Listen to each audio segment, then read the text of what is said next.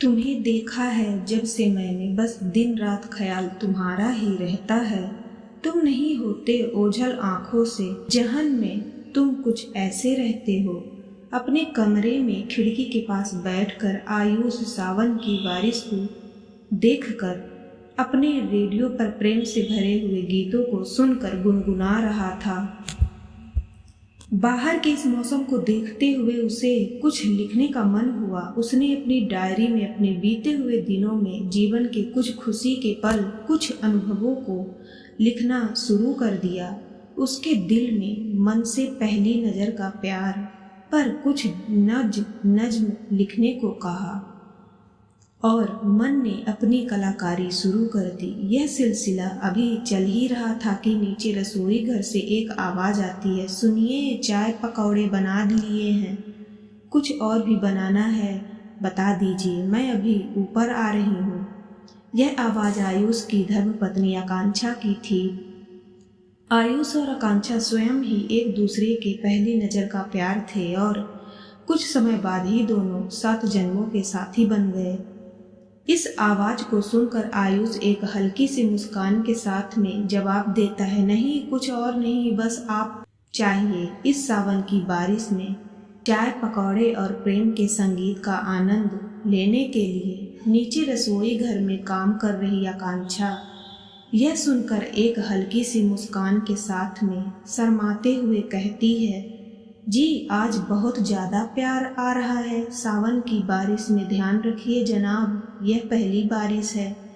आयुष कहता है, जी देखते हैं, हम तैयार हैं। कुछ ऐसी ही मीठी सी नोक झोंक के बाद दोनों बालकनी में बैठकर चाय पकौड़ों और प्रेम भरे संगीत के साथ में सावन की बारिश का आनंद ले रहे थे।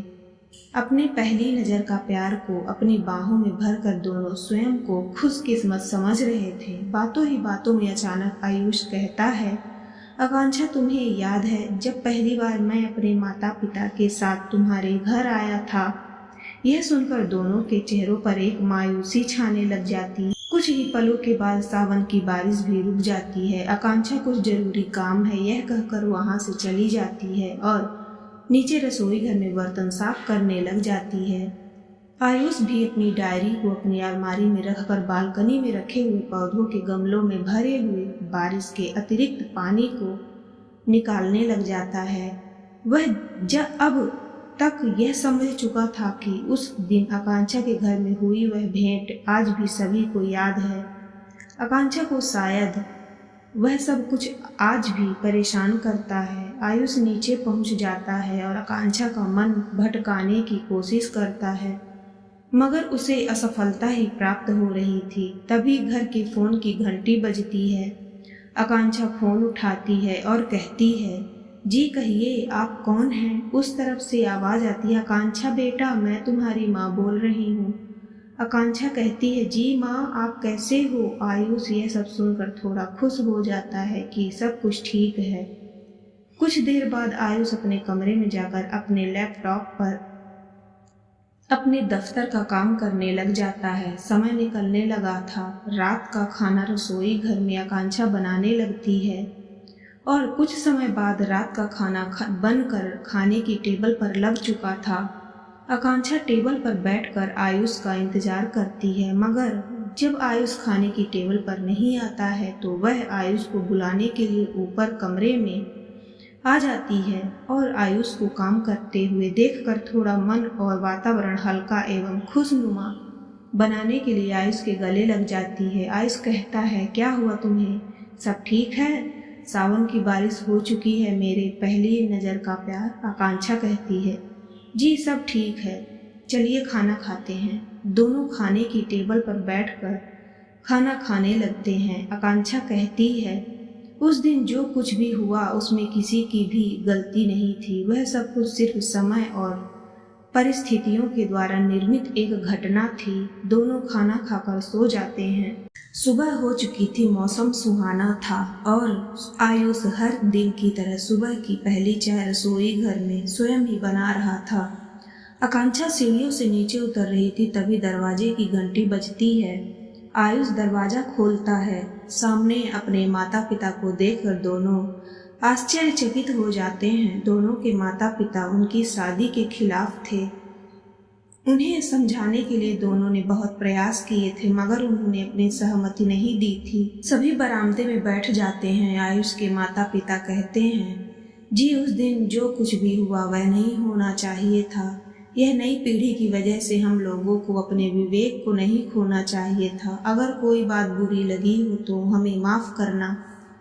आकांक्षा के माता पिता कहते हैं, जी सिर्फ आपकी ही नहीं बल्कि कुछ हमारी भी गलती थी। हम भी उस दिन बहुत कुछ बोले थे, आप हमें माफ़ कर देना। आयुष और आकांक्षा चाय नाश्ता देते हुए कहते हैं, जी चाय नाश्ता कर लीजिए। आयुष के पिता कहते हैं, जी बेटा चाय नाश्ता तो हम ले लेंगे, मगर हमें यह बताओ कि सारी ज़िंदगी यहीं रहना है या कुछ और भी सोचा है तुमने, या अभी भी सावन की बारिश, चाय पकौड़े और पहली नज़र का प्यार भरे गीत। आयुष और आकांक्षा एक दूसरे की तरफ देखकर शर्माते हुए कहते हैं, जी अभी कुछ नहीं सोचा है। आयुष के पिता कहते हैं, चलो हमारा कमरा दिखाओ। आयुष और आकांक्षा दोनों अपने माता पिता को उनके कमरे में ले जाते हैं और उनके यहाँ आने का कारण पूछते हैं। माता पिता को आराम करने के लिए कहकर दोनों बालकनी में चाय पीने लगते हैं। आयुष कहता है, आखिर हमारे माता पिता ही हैं, अब हमें क्या चाहिए। आकांक्षा कहती है, इतने समय बाद क्या बताने।